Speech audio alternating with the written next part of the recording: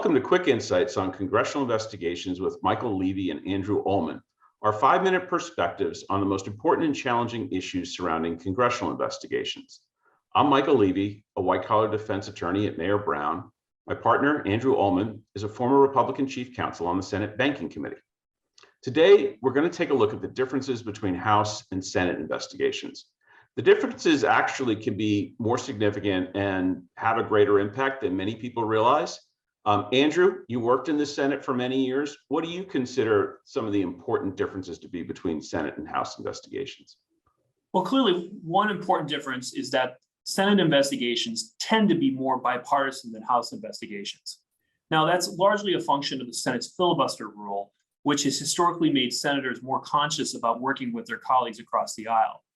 Since senators need to build coalitions to secure the 60 votes needed to move legislation or nominees, senators had an incentive to work with members of the other party, and that includes with respect to investigations. Now, bipartisanship has certainly eroded over the last few years as the Senate's filibuster rule has been watered down, but the Senate is still a more collegial body, and the minority staff still often have a lot more influence over an investigation.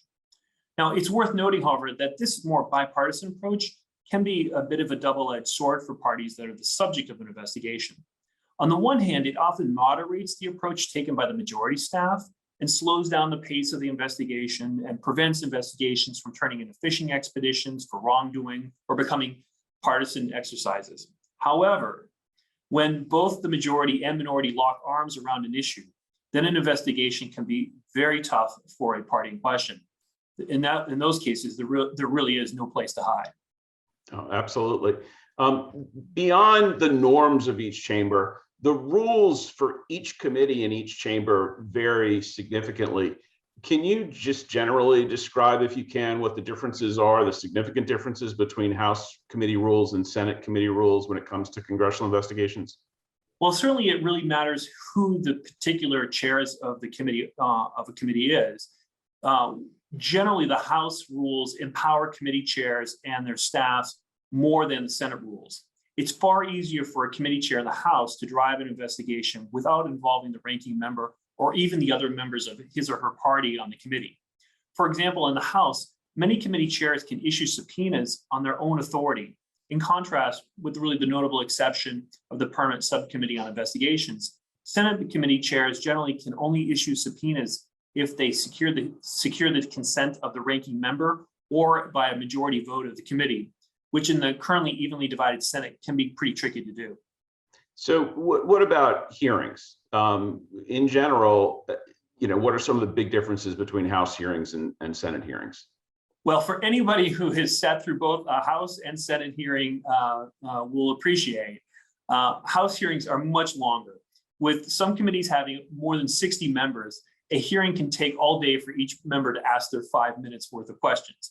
In contrast, Senate hearings rarely last more than 2 or 3 hours. With only 20 or so committee members, the time requirements for a Senate hearing are simply far less than in the House.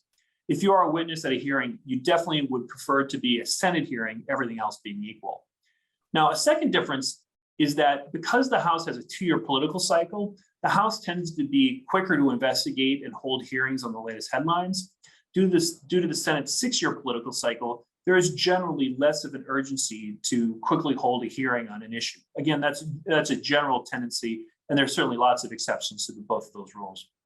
Well, as someone who's sat with clients through some of those all-day House hearings that have been put together in a matter of 10 days, I couldn't agree with you more. It can be very different animals.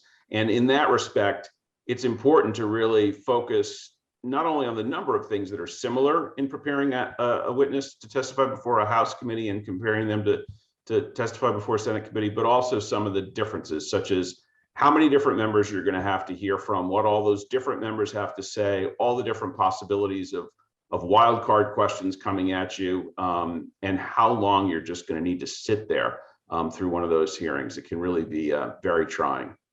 With that, thank you for joining us for Quick Insights on Congressional Investigations, and we hope you can join us for our next episode.